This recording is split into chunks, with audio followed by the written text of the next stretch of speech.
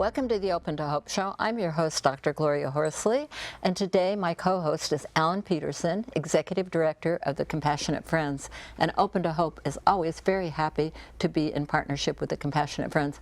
Welcome to the show, Alan. Thank you, Gloria. It's an honor to be with you doing these shows together. We get to explore a lot of great subjects, and today we have another interesting topic that all of us who go through grief have to face. That's right. Grief in the workplace. Does that sound familiar? Have you had a loss and had to go back to work? Well, we're going to be talking a little bit about that.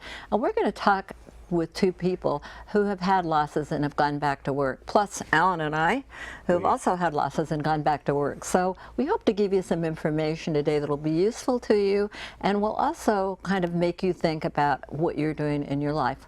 Well, Alan, we've got some great guests, and one of them is Terry O'Rourke. Hi, Yes. Terry. Hi, Terry. Hi, guys. Welcome. And she is a co-leader with our Compassionate Friends group.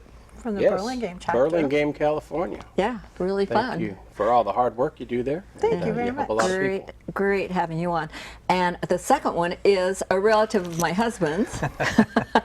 His wife is related to, anyway, it's a long story, but Tim, it's great, Tim Meadows, it's great to have you on the show today. Pleasure to be here. Thanks. It's wonderful having you on. Well, let's just give our audience a quick rundown. Let's give them a quick rundown, Alan, of what you guys have gone through. And then we want to show a video by Carol Kearns, because Carol Kearns is somebody Alan and I have known for a while, and she has done a wonderful little video on grief in the workplace. Yes.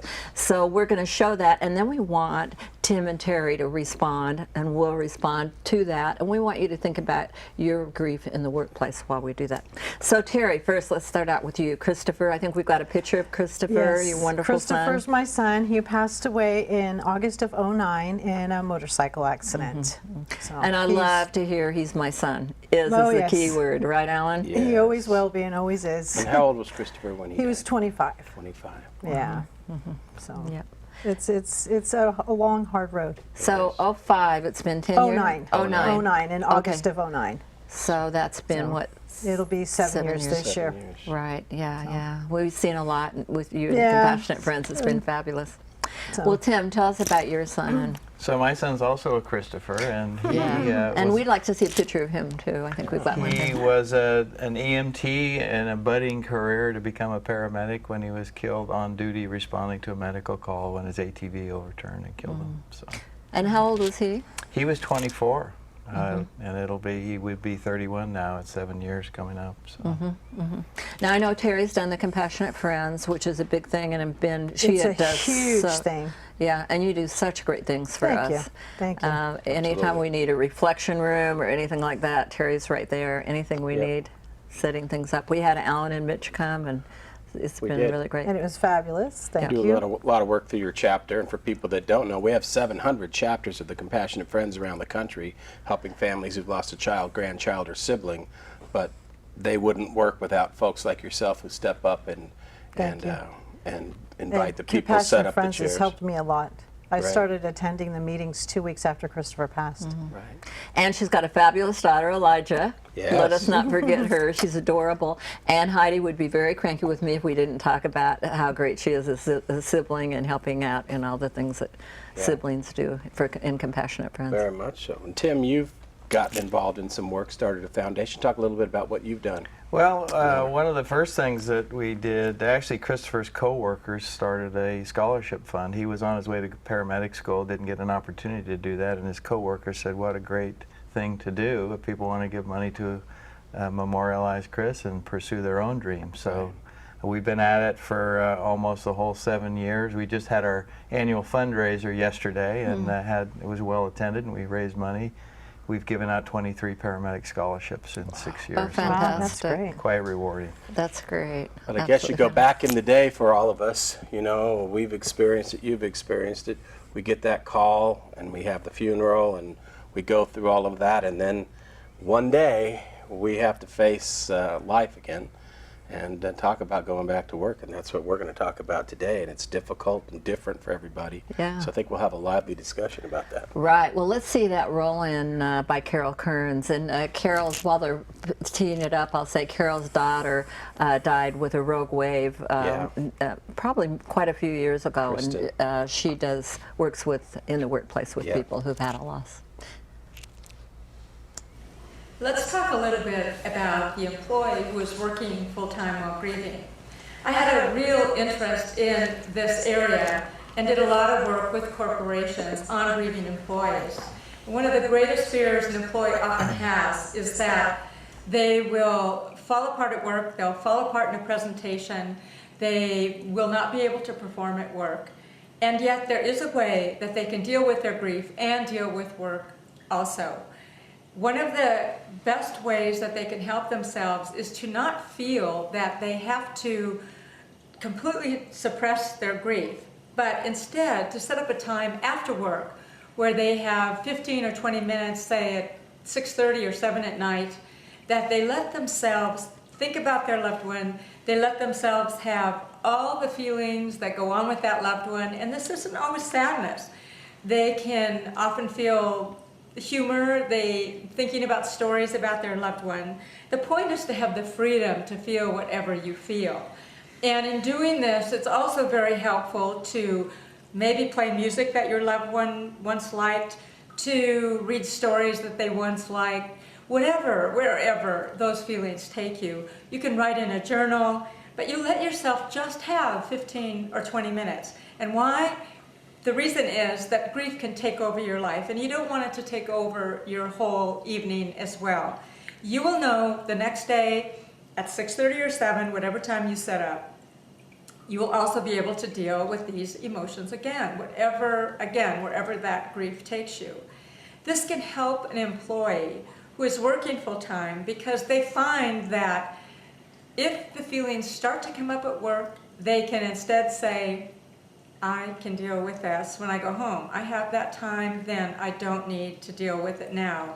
And I found that with many of these grieving employees, it took only a few days before they were able to really deal with the emotions at work and felt much more in control.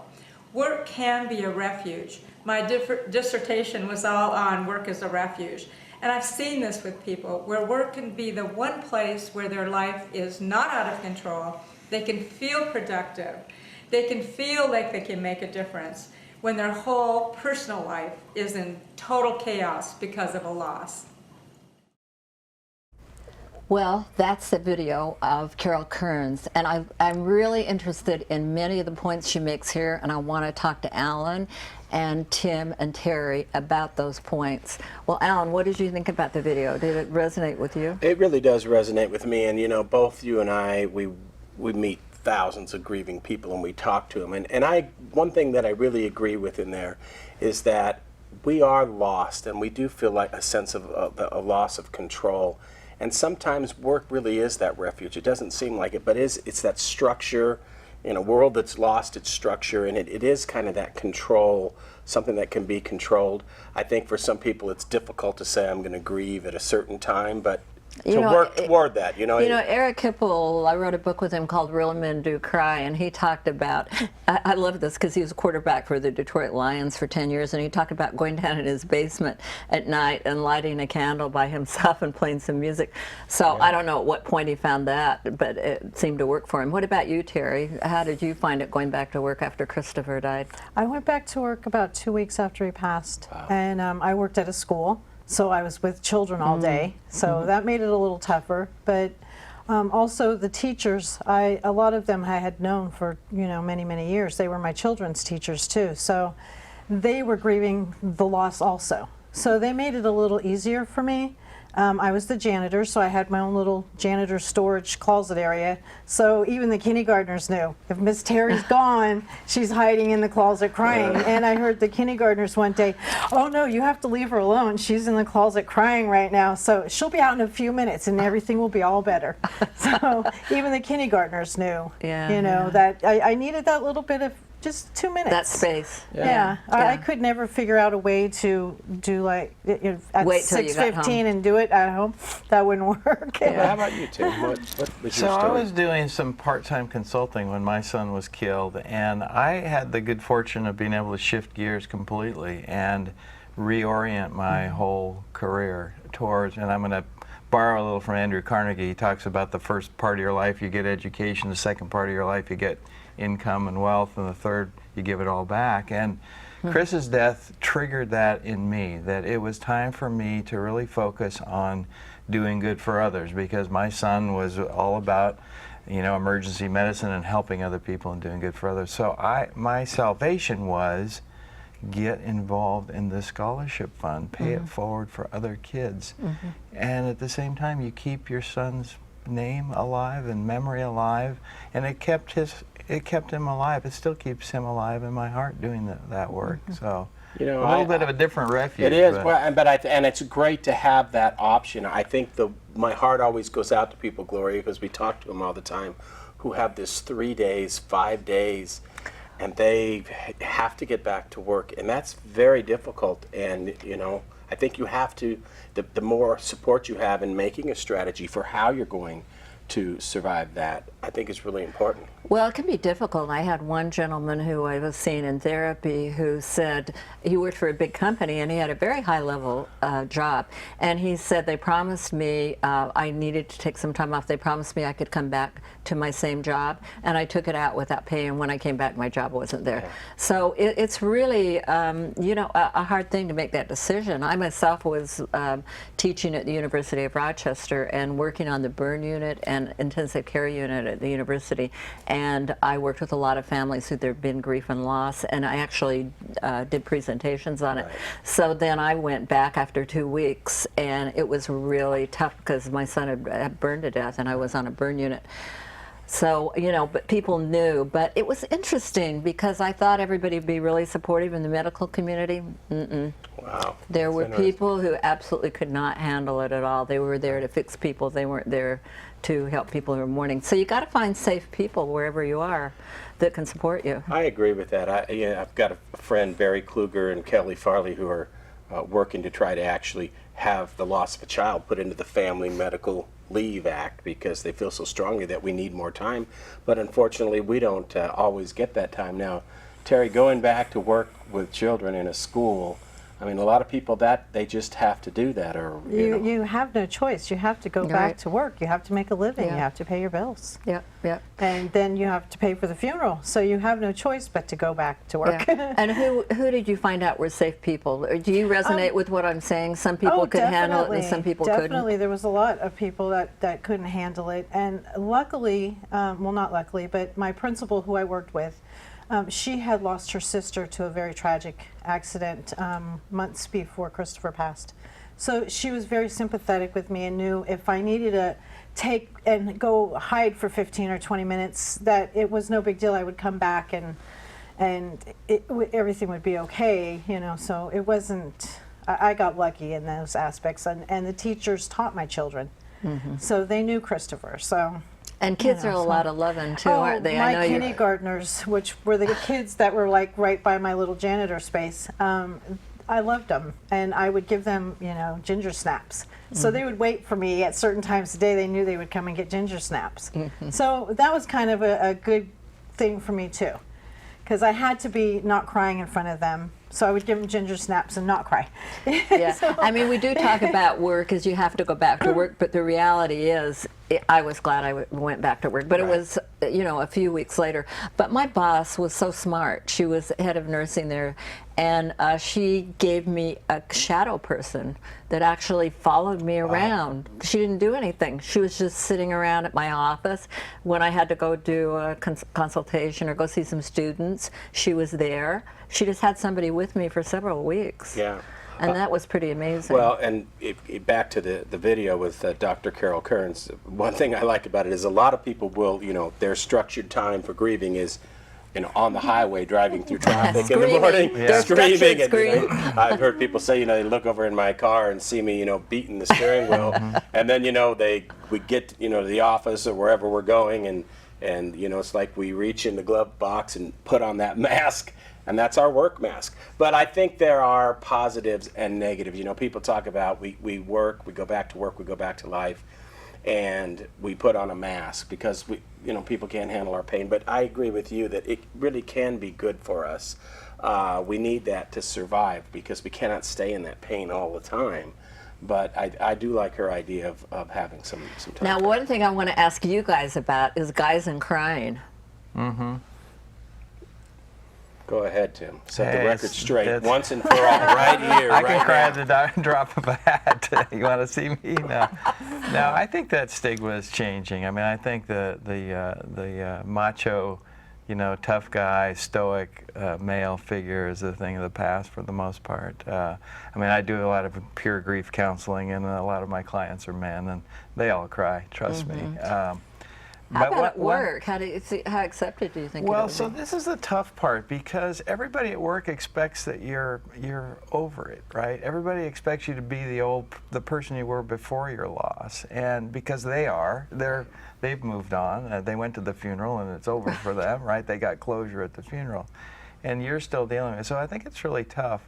One thing I would say, I spent my career in Silicon Valley, high pressure environment, and one caution I would have for people going back to work is that they're not using that as a way to escape grief, because that can come back and bite them later if they aren't, as Carol said, if they aren't providing them that time to grieve and think about their loved one. To just go to work to ignore the pain is probably not healthy in the long run, I don't think. And Terry, don't you also agree, because working in the Compassionate Friends, we see people, they go back to work, but it's also important to recognize that what you maybe could used to do at your job kind of without thought takes so much more energy I was just now, going and to say be twice aware of as that. much energy. Yeah, definitely it does. And you have to create a new routine. Right. It's survival at work is what it comes down to the first couple of Yeah. months.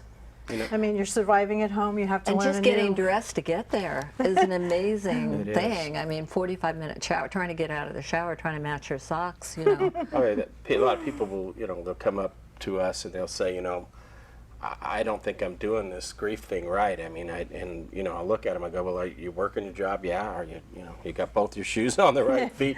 You know what, you're doing a darn good job. Sometimes just getting through the day, with that, our friend Mitch Carmody, who's going to be on Signing to a Song later, talks about it in his workshops on the somatic or the physical side of grief. yeah. It's like carrying that weight all day. And I think if we recognize, if we're not in a position like Tim where you could, alter your plan and kind of construct your life around your grief, to understand you're carrying that heavy pack of grief and to take care of yourself in going back to work so that you can continually work your way back. I think there are a lot of people that change trajectory, though. I mean, I stopped after a year. I went back to school because it was just, I found myself, and I don't know if other people feel this way. I found myself at first, I was kind of shattered, and then it kind of built where I became really competent. And then I became overly competent, I knew I didn't have a good memory, so I made sure I wrote everything down. Right. And I wanted to show everybody that I was functioning. And at a certain point, after about a year, I just thought, I'm going to have a breakdown. I can't be teaching students and consulting and doing all the things I was doing full time. So I had to take a break and go back to school. I was lucky to be able to do that. Well, I think another thing that too, when we talk about going back to work after, grief, and then we go back to work, and then life kind of comes back, and then we go to the work of helping other people, the work that you're doing. And I always find it fascinating, Gloria, what people do to help them to heal and in working to help others. And I find that grieving people are uncanny in how they want to reach out and help others. And so I know, Tim, you're involved with an organization, Charity Smith, and I find that fascinating because now you dedicate a lot of your time to it. But could you tell us a little bit about that and how that helped you Sure. go into work doing that? Charity Smith, for those of you that aren't familiar with it, is an umbrella nonprofit that creates an administrative vehicle for people like me that want to set up memorial funds. They do all the bookkeeping and all the reporting to the IRS and all that. And I joined the board because it's a well-kept secret, and I'm trying to get the word out more, Yeah, because I think okay. there's thousands of people across the country that might want to set up a memorial fund to honor their kids and pay it forward, but it's kind of a daunting task to do it by yourself. Yeah, So- it is. It's a big job. When you're grieving, I think that's one thing, as we've spoken before, that's great about it, is we're talking about people in grief and trying to go back to work. But if your calling is that you want to start a foundation or, you know, whatever, a nonprofit, but Charity Smith allows you to do that without having to take all that complicated stuff on. Life's hard enough because you're grieving. So I think that's a wonderful work, just like what you're doing with the Compassionate Friends. Charity Smith's slogan is, "We do the paperwork so you can do the good work." Wow. That's great. That's nice. So if you had a piece of advice for somebody going back to work, somebody who's just at a loss, how long should they take? You know, what have you got? Have you got a piece of advice for them? Take as long as you possibly can that you can get away with. I really wish that I had been able to take a little bit longer off. I think, and I don't know how much of a difference it would have made then, but looking back on it, I think if I had maybe even just another week or two, Right. maybe I would have been able to have maybe a little bit more survival skills that I had learned in those first couple of weeks that I would have been able to take with me to work from being in Compassionate Friends the first 2 weeks. Even those few skills that I did learn were very, very helpful at work. Right. Great. And I would say be careful not to overcommit yourself and take care of yourself. If you have an opportunity to go out and go for a walk at lunchtime, go get some fresh air and decompress that way. Yeah. And how about you, Anna? You got any advice? I mean, I agree a lot with what both of them are saying. I think take as much time as you can. But I like goals in grief. I really do, and I learned that early on. But you know, your goal can simply be that today I'm going to get up and take a shower. But you know, it's overwhelming looking at putting our lives back together after grief, and work is certainly part of it. But make a small goal as you can and complete that, and then maybe it's getting back to work. Maybe it's part-time at first or whatever. But be careful. Listen to your own instincts, because what's right for you might not be right for me, might not be right for our guests. But listen to that voice and be gentle with yourself. Yeah. Well, I also think, I think that people, you know, we like to give to other people, we like to be competent. I was saying that was one of my big problems. Right. I think that you need to also let people give to you now. Wow. And the person that you need to take care of right now is you need to give other people the gift of taking care of you. Yeah. It's a gift. And there are people at work that will help you. There are people in your community. Let them do it. Let them That's help you. great You know, take it advice. in. There'll be people who won't, but find those safe people that can help you, because there are a lot of them out there. Yeah. Yeah. And some people would like to help you, but they don't know how, and that's a whole other matter. And sometimes you have to teach people to be good grievers. You have to say, I can't do that now. I have had this loss. This is how it is for me. And unfortunately, it's kind of hard to educate people, but sometimes you have to take on that role. So, Alan, you're going to be singing for us. I am What are going you gonna to sing? I'm going to sing a song called "It's My Life," and it's about a gentleman I met who just would go out to the cemetery and talk to his wife's headstone and just kind of fill her in on what was going on in life. And he it's- might do that during his break time or in the He evening, might right? do that. He's probably yeah. And actually, there's a line in the song that says he's got to get on back to work. So that's so it's appropriate, I think, for this show. Yeah, but I love it's it. great having you guys on Yeah, there. it's been really good having was you great to on, be and I just want to say you're up and running, and Oh, life is definitely. good, and life is good. Life Definitely. is good. Life Right. is good. Yeah, I think it's important to know that, you know, the hope Yeah. that we can have. Yeah. Thank you. So Chris. anyway, thanks a lot for Thank being on the you show for today. having And you're us. going to sing, and Mitch Carmondy's going to sign, and you're going to sing That's I'm My going to Life. do it. Thanks for watching the show today, and want to remind you that if you need some tips on the workplace, that you watch this again, and also please tell other people about it. Just telling one person about the Open to Hope show can change a life forever. And I want to remind you that if you've lost hope, please lean on ours until you find your own. Thanks for watching, and God bless. This is a song I wrote called "It's My Life," my dear friend Mitch Carmody. It's good to see the sun break through the clouds today. I remember how you love the month of May. I'm back at work again. Your mom and me, we put the garden in. And Uncle Joe finally gets to retire.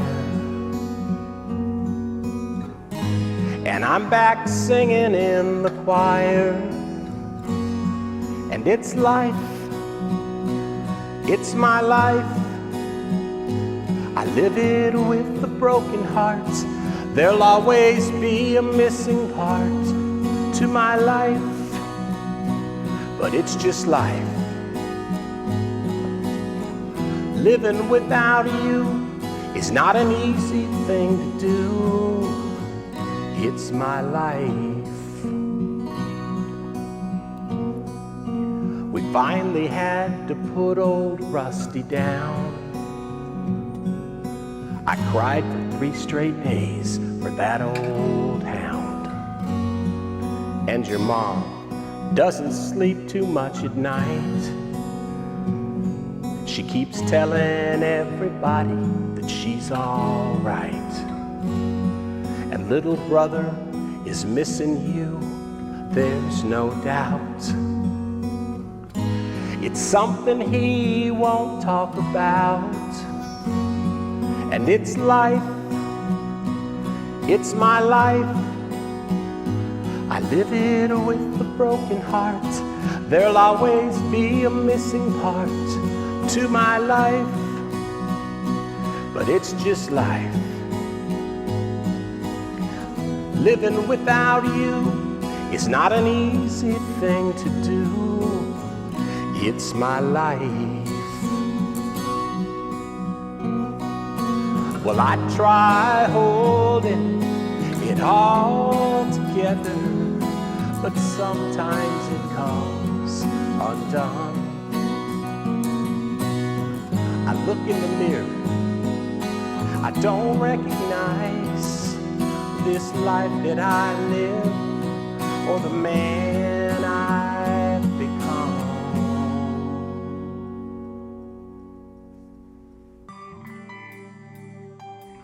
The loss of a loved one can leave you feeling depressed, angry, alone, lost.